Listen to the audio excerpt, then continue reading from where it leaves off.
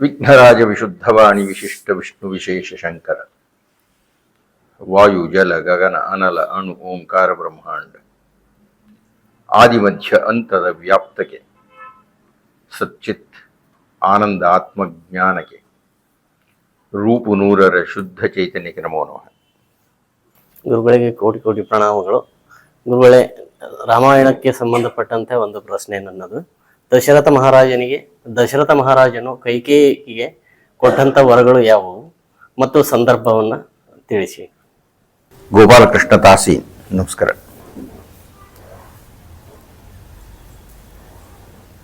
ಬಹಳ ಸಂಕೀರ್ಣವಾದ ಪ್ರಶ್ನೆಯನ್ನು ಕೇಳಿದ್ದೀರಿ. ದಶರಥ ಕೊಟ್ಟ ವರಗಳು ಯಾವುವು, ಅದರ ಸಂದರ್ಭವನ್ನು ಹೇಳಿ ಅಂತ.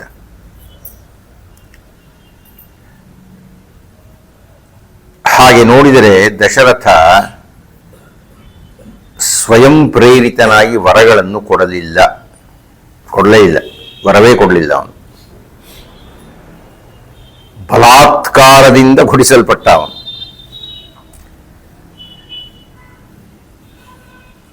ಮತ್ತು ಶ್ರೀಮದ್ ರಾಮಾಯಣದಲ್ಲಿರತಕ್ಕಂಥ ಅತ್ಯಂತ ಅನುಚಿತ ಪ್ರಸಂಗ ಅದು. ದಶರಥ ಮಾಡಿದಂತಹ ಬಹಳ ದೊಡ್ಡ ತಪ್ಪದು. ಅಂದರೆ ಅರ್ಥ ಏನು? ಕೈಕೆ ಏನೋ ಉಪಕಾರ ಮಾಡಿದ್ದು, ಅದಕ್ಕೆ ನಾನು ವರ ಕೊಡ್ತೀನಿ ಅಂತ ಹೇಳಿದೆ, ಬಹುಮಾನ ಕೊಡ್ತೀನಿ ಅಂತ ಹೇಳಿದೆ. ಅದರ ಬಗ್ಗೆ ಏನೇನೋ ವ್ಯಾಖ್ಯಾನಗಳಿದೆ. ಓಡ್ತಾ ಇರತಕ್ಕಂಥ ರಥದಲ್ಲಿ ಕೈಗೆ ಬೆರಳಿಟ್ಲು, ಅದು ಕಡಾಣಿಯಾಗಾಯಿತು, ಇದೆಲ್ಲ ಹುಚ್ಚು ಕಥೆಗಳು. ಓಡ್ತಾ ಇರೋ ಚಕ್ರಕ್ಕೆ ಕಬ್ಬಿಣದ ಕಡಾಣಿ ಬದಲು ಬೆರಳಿಟ್ರೆ ಕೈ ಕತ್ತರಿಸ್ಕೊಂಡ್ಬಿಡುತ್ತೆ, ಬೆರಳಿಡೋಕ್ಕಾಗಲ್ಲ. ಹಾಗೇನಾದರೂ ರಾಮಾಯಣದಲ್ಲಿದ್ದರೆ ಅದನ್ನು ವಾಲ್ಮೀಕಿ ಅನುಚಿತವಾಗಿ ಬರದ ಅಂತ ಹೇಳಬೇಕು. ಆದರೆ ವಾಲ್ಮೀಕಿ ಹಾಗೆ ಬರೆದಿಲ್ಲ. ಬೆರಳಿಟ್ಟ ಅದೆಲ್ಲ ಸುಮ್ಮನೆ ಪ್ರಕರಣ ಗ್ರಂಥಗಳಲ್ಲಿ ಬಂದಿರತಕ್ಕದ್ದು, ಸತ್ಯವಾದ್ದೇನೂ ಅಲ್ಲ. ದಶರಥ ಯುದ್ಧ ಮಾಡ್ತಾ ಇದ್ದಾಗ ಕೈಗೆ ಸಹಾಯ ಮಾಡಿದ. ಯಾವ ರೀತಿ ಸಹಾಯ ಮಾಡಿಲ್ವು ಅನ್ನತಕ್ಕಂಥದ್ರ ವಿವರ ಇಲ್ಲ. ಅವ್ರು ಓಡಿಸ್ಕೊಂಡು ಬಂದಿರ್ಬೋದು, ನೆರಳನ್ನು ನಿಲ್ಲಿಸಿರ್ಬೋದು, ನೀರು ಕುಡಿಸಿರ್ಬೋದು. ಅಂತೂ ಕೈಕೆ ಮಾಡಿದಂತಹ ಸಹಾಯಕ್ಕೆ ದಶರಥ ಕೇಳ್ಕೊಂಡು ನಿಂಗೆ ಇಷ್ಟವಾದ ಒಂದೆರಡು ವರ ಕೊಡ್ತೀನಿ ಅಂತ ಹೇಳಿದ. ನಾವು ಔಚಿತ್ಯ ಪ್ರಜ್ಞೆಯಿಂದ, ಸಂದರ್ಭ ದೃಷ್ಟಿಯಿಂದ ಈ ಪ್ರಸಂಗವನ್ನು ನೋಡಬೇಕು. ಈಗ ಯಾವುದೋ ಮದುವೆ ಮನೆಗೆ ಹೋಗ್ತೀವ್ರಿ, ಬಂದು ಕರೀತಾರೆ, ಏನು ಬೇಕಪ್ಪ ಅಂತ ನಾನು ಕೇಳ್ತೀನಿ ಅಂತ ಇಟ್ಕೊಳ್ಳೋಣ. ಸುಮ್ಮನೆ ಎದ್ದೋ ಕೇಳಬಾರ್ದು, ಔಚಿತ್ಯ ಪ್ರಜ್ಞೆ ಇರಬೇಕು.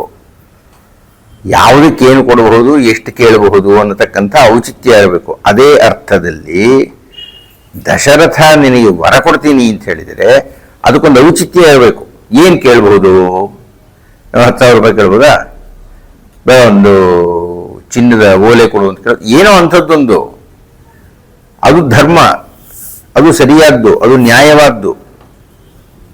ಮಾಡಿದಂತಹ ಸಹಾಯಕ್ಕೆ, ಉಪಕಾರಕ್ಕೆ ಅನುಗುಣವಾಗಿ ಏನೋ ಒಂದು ಉಡುಗೊರೆ ಕೊಡ್ತಕ್ಕಂಥದ್ದು. ನೀವು ಸಂದರ್ಭವನ್ನು ಕೇಳಿದ್ರಿಂದ ಇಷ್ಟೆಲ್ಲ ನಾನು ಮಾತಾಡಬೇಕಾಗಿದೆ. ಯಾವಾಗಲೂ ಉಡುಗೊರೆ ಕೊಡ್ತಕ್ಕಂಥದ್ದು ತತ್ಕಾಲ, ಆಗಲೇ ಕೊಡಬೇಕು ಉಡುಗೊರೆಯನ್ನು, ಯಾವಾಗಲೂ ಕೊಡೋದಲ್ಲ. ನೀವು ಮದುವೆ ಆದ 10 ವರ್ಷಕ್ಕೆ ನಾನು ಉಡುಗೊರೆ ಕೊಡ್ತೀನಿ ಅಂದ್ರೆ ಆಗಲ್ಲ. ಮದುವೆ ಆದಾಗ ಕೊಡಬೇಕು ಉಡುಗೊರೆಯನ್ನು. ಚೌಲ ಆದಾಗ ಉಡುಗೊರೆ ಕೊಡಬೇಕು ಅನ್ನೋದನ್ನು ಉಪನಯನ ಆದಾಗ ಕೊಡಬಾರ್ದು, ಚೌಲದಲ್ಲೇ ಕೊಡಬೇಕು ಅದನ್ನು.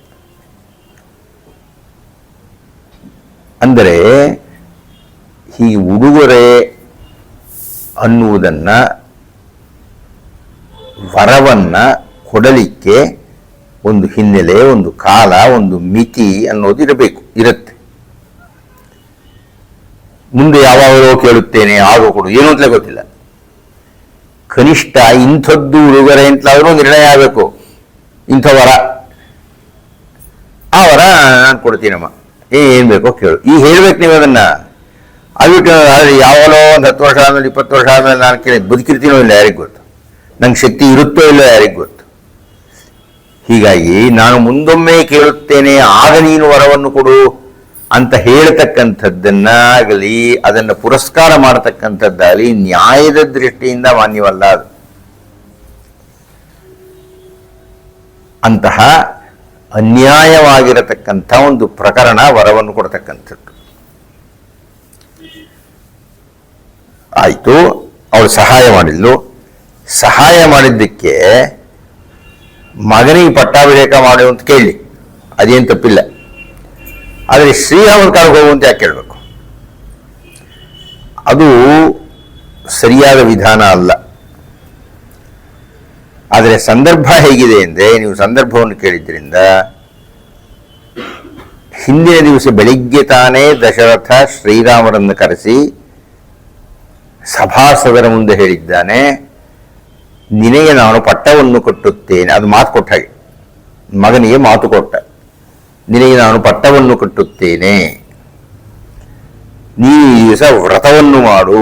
ಅಲ್ಲಿ ಉಪವಾಸ ಶಬ್ದ ಪ್ರಯೋಗ ಆಗುತ್ತೆ. ಉಪವಾಸವನ್ನು ಮಾಡು ಅಂದರೆ ನಾರಾಯಣನ ಸಾನ್ನಿಧ್ಯದಲ್ಲಿ ನೀನು ಇರು ಅಂತ. ಉಪವಾಸ ವ್ರತವನ್ನು ಮಾಡು, ನಾಳೆ ಬೆಳಿಗ್ಗೆ ದೀಕ್ಷಿತನಾಗಿ ಬಾ, ನಿನಗೆ ನಾನು ಪಟ್ಟ ಕಟ್ತೀನಿ. ಇದು ವರ, ಇದೊಂದು ವರ, ಇದೊಂದು ಮಾತು, ಇದೊಂದು ಒಡವೆ, ಇದೊಂದು ಪದವಿ ಪ್ರದಾನ ಮಾಡ್ತೀನಿ ಅಂತ ಎಲ್ಲರ ಮುಂದೆ ಹೇಳಿಬಿಟ್ಟ ದಶರಥ. ಅದಾದ ಮಾರನೇ ದಿವಸದ ಸಮಸ್ಯೆ ಇದೆ. ಮಾರನೇ ದಿವಸ ಏನು ಅಂದೇ ಕೈಕೆ ಹತ್ರಕ್ಕೆ ಬರ್ತಾನೆ, ಕೈಕೆ ಗಲಾಟೆ ಮಾಡ್ತಾಳೆ, ರಾತ್ರಿ ಎಲ್ಲ ರಂಪಾಟ ಮಾಡ್ತಾಳೆ, ವರ ಕೊಡು ಅಂತ ಹೇಳ್ತಾಳೆ. ಕೊಡ್ತೀನಿ ಅಂತ ಹೇಳ್ತಾನೆ. ಪೆದ್ದಣ್ಣ ಯಥಾ ಪ್ರಕಾರ ಹಿಂದ ಆದ ಹಾಗೆ ಏನು ಅಂತ ಗೊತ್ತಿಲ್ಲದೆ ಹೇಗ್ರಿ ಹೇಳೋಕ್ಕಾಗುತ್ತೆ? ಮೃತ್ಯು ಅನ್ನುವುದು ಯಾವ ಕ್ಷಣದಲ್ಲಿ ಬರುತ್ತದೆ ಎನ್ನುವುದು ನಮಗೆ ಯಾರಿಗೂ ಗೊತ್ತಿಲ್ಲದ್ದರಿಂದ ಆ ಮರುಕ್ಷಣದಲ್ಲಿ ನಾನೇನೋ ವರ ಕೊಡ್ತೀನಿ ಎನ್ನತಕ್ಕಂಥದ್ದು ಬಹಳ ದುಬಾರಿಯಾದಂಥದ್ದು. ಈಗಲೂ ನಾನು ಹಿಂದೆ ಕೇಳಿದ್ನಲ್ಲ, ಆ ವರಗಳನ್ನು ಕೊಡ್ತೀಯೋ? ರಾಮನಾಣೆಗೂ ಕೊಡುತ್ತೇನೆ. ಪೆದ್ದಣ್ಣ ಮಹಾಮೂರ್ಖ ದಶರಥದಲ್ಲಿ, ಬಹಳ ಆತುರಗಾರ, ಯಾರ ಮಾತು ಕೇಳಲ್ಲ, ಹೇಳ್ಬಿಡೋದು ಮಾತು ಕೊಡೋದು. ಆ ರೀತಿಯಾಗಿ ಎರಡನೇ ಬರ ಹೇಳಿದ ಕೈಕೆಗೆ, ರಾಮನ ಆಣೆಗೂ ನೀನು ಕೇಳಿದ ವರವನ್ನು ಕೊಡುತ್ತೇನೆ. ಮೊದಲೇ ಕೊಡ್ತೀನಿ ಅಂತ ಮಾತು ಕೊಟ್ಟಿದ್ದ, ಈಗ ರಾಮನ ಆಣೆ ಬೇರೆ ಇಟ್ಟ. ಸರಿ, ಭರತನಿಗೆ ಪಟ್ಟವನ್ನು ಕಟ್ಟು ಅಂದ್ಲು. ಅದು ಮೊದಲನೇ ವರ. ಕಟ್ಟೋಕೆ ಅವನಿಗೆ ಇಷ್ಟ ಇರಲಿಲ್ಲ, ಅದಕ್ಕೆಲ್ಲ ಬೇರೆ ಬೇರೆ ಕಾರಣಗಳಿದೆ. ಆಯ್ತು, ನಡೆಯುತ್ತೆ, ತಪ್ಪೇನಿಲ್ಲ, ಅಷ್ಟು ದೊಡ್ಡ ಅಪರಾಧ ಅಲ್ಲ ಅದು. ಅಪರಾಧ ಶ್ರೀರಾಮರಿಗೆ ಕೊಟ್ಟು ಮಾತನ್ನು ಉಳಿಸ್ಕೊಳ್ಳದೆ ಹೋಗ್ತಕ್ಕಂಥದ್ದು. ಆದರೆ ರಾಮರನ್ನ 14 ವರ್ಷ ಕಳಿಸು ಅಂತ ಹೇಳಿದ್ದಲ್ಲ, ಅದು ಆಘಾತ. ಹಾಗೆ ಕಳಿಸುವ ಅಪೇಕ್ಷೆ ಉಂಟಲ್ಲ, ಅದು ಅನ್ಯಾಯ, ಅದು ಅಧರ್ಮ, ಅಸಿಂಧು. ಕೇಳೋಕೆ ಅಧಿಕಾರವೇ ಇಲ್ಲ, ಕೊಡೋದಕ್ಕೆ ದಶರಥನಿಗೂ ಅಧಿಕಾರ ಇಲ್ಲ.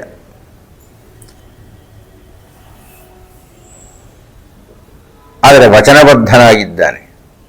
ದಶರಥನ ಪರಿಸ್ಥಿತಿ ಎಷ್ಟು ಕೆಟ್ಟದಾಗಿತ್ತು ಅಂದರೆ, ಈ ಕಡೆ ಕೈಕೇಯಿ ವರ ಕೊಟ್ಟಿದ್ದಾನೆ, ಹಿಂದಿನ ದಿವಸವೇ ರಾಮರಿಗೆ ವರ ಕೊಟ್ಟಿದ್ದಾನೆ. ಹೀಗಾಗಿ ಎರಡರಲ್ಲಿ ಯಾವುದನ್ನು ನೆರವೇರಿಸಬೇಕು ಅನ್ನತಕ್ಕಂಥ ದ್ವಂದ್ವದಲ್ಲಿ ದಶರಥ ಬಿದ್ದುಬಿಟ್ಟು, ಅದರ ವಿರುದ್ಧವಾಗಿ ಎಲ್ಲರೂ ಮಾತಾಡ್ತಾರೆ. ಕೈಕೆ ಒಬ್ಬಳನ್ನು ಬಿಟ್ಟು, ಮಂತ್ರೆ ಒಬ್ಬಳನ್ನು ಬಿಟ್ಟು, ದಶರಥ ಈ ರೀತಿ ವರಗಳನ್ನು ಕೊಟ್ಟಿದ್ದು ಸರಿಯಲ್ಲ ಅಂತ ವಸಿಷ್ಠರಾಗಲಿ, ಸುಮಂತ್ರನಾಗಲಿ, ಕೌಸಲ್ಯ ಆಗಲಿ, ಸುಮಿತ್ರೆ ಆಗಲಿ, ಮಂತ್ರಿಗಳಾಗಲಿ, ಆ ಊರಿನ ಜನರಾಗಲಿ ಎಲ್ಲರೂ ದಶರಥನನ್ನು ವಿರೋಧಿಸ್ತಾರೆ, ನೀನು ಮಾಡಿದ್ದು ಸರಿ ಇಲ್ಲ ಅಂತ. ಲಕ್ಷ್ಮಣನಾಗ ಬಹಳ ಜೋರಾಗಿ ಉಗ್ರವಾಗಿ ಪ್ರತಿಭಟನೆ ಮಾಡ್ತಾನೆ. ಮಯಾ ಪಾರ್ಶ್ವೇ ಸಧನುಷ ತಮಗುಪ್ತಸ್ಯ ರಾಘವ, ನಿನ್ನ ಪಕ್ಕದಲ್ಲಿ ನಾನು ಯಮಧರ್ಮರಾಯನಿತ ನಿಂತುಕೊಂಡಿದ್ದೀನಿ. ಕಹ ಸಮರ್ಥ ಅಧಿಕಂ ಕರ್ತು ಕೃತಾಂತಸ್ಯೇವ ತಿಷ್ಠತಃ. ರಾಮ, ನೀವು ದಶರಥನ ಮಾತಿಗೆ ಬೆಲೆ ಕೊಡಬೇಡ, ಎಲ್ಲರೂ ಬೆಲೆ ಕೊಟ್ಟಿದ್ದಾರೆ, ಕಾನೂನಿನಲ್ಲಿ ಇದಕ್ಕೆ ಅವಕಾಶ ಇಲ್ಲ. ಕಾನೂನಿನ ಪ್ರಕಾರ ಪಿತ್ರಾರ್ಜಿತವಾಗಿರತಕ್ಕಂಥ ಆಸ್ತಿ ಮರಸೋ ಇಚ್ಛೆ ಕೊಡೋಕೆ ಸಾಧ್ಯ ಇಲ್ಲ. ಕೈಗೆ ಹಾಕಿ ಕೊಡ್ತಾನೆ. ಅಧಿಕಾರ ಏನಿದೆ ದಶರಥನಿಗೆ?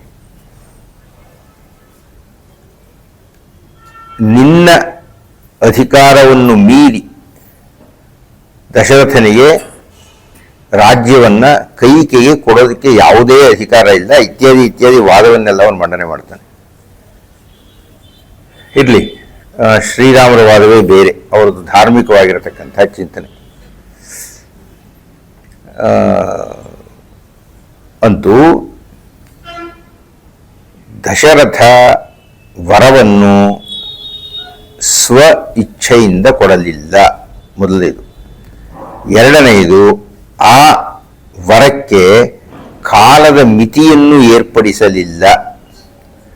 ಮೂರನೆಯದು, ವರ ಏನು ಅಂತ ಗೊತ್ತಿಲ್ಲ. ಇಂತಹ ಅಜ್ಞಾತ ಸ್ಥಿತಿಯಲ್ಲಿ ಕೈಕೇಯಿ ವರವನ್ನು ಬಲಾತ್ಕಾರದಿಂದ ಕೊಡಬೇಕಾಯಿತು. ಆದರೆ ಅವನು ಸಿದ್ಧ ಇರಲಿಲ್ಲ ವರ ಕೊಡಲಿಕ್ಕೆ. ರಾಮರು ಬಂದು, ನಾನು ನಮ್ಮ ಅಪ್ಪನ ಪರವಾಗಿ ಮಾತಾಡ್ತೀನಿ, ರಾಮೋ ದ್ವೃಣಾಭಭಾಷತೆ, ನಾನು ಎರಡೆರಡು ಮಾತಾಡೋದಿಲ್ಲ,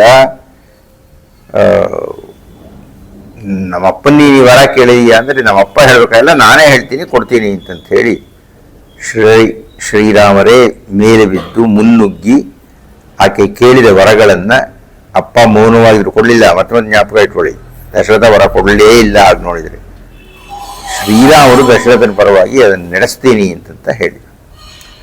ಹೀಗಾಗಿ ಸಂದರ್ಭ ನಿಮಗೆ ವಿವರಣೆ ಹೇಳಿದ್ದೀನಿ. ದಶರಥ ಏನು ಕೊಡಲಿಲ್ಲ ಅನ್ನೋದು ಹೇಳಿದ್ದೀನಿ, ದಶರಥ ಕೊಟ್ಟಾಗ ಆಯಿತು ಅಂತ ಆಯಿತು. ನಮಸ್ಕಾರ. ಎಲ್ಲರಿಗೂ ನನ್ನ ನಮಸ್ಕಾರಗಳು, ಗುರುಗಳಿಗೆ ನನ್ನ ನಮಸ್ಕಾರಗಳು. ನನ್ನ ಹೆಸರು ಗಾಯತ್ರಿ ರೇವಣ್ಕರ್, ನಾನು ಗದಗ್ ವಾಸಿ. ನನ್ನ ಪ್ರಶ್ನೆ ವಿಷ್ಣುವಿನ ದಶಾವತಾರದ ಬಗ್ಗೆ. ದಶಾವತಾರದಲ್ಲಿನ ನಡೆದ ಬೌದ್ಧ ಅವತಾರದಲ್ಲಿನ ಬಗ್ಗೆ ಮೂಲ ವಿಷಯ ತಿಳಿಸಿರಿ.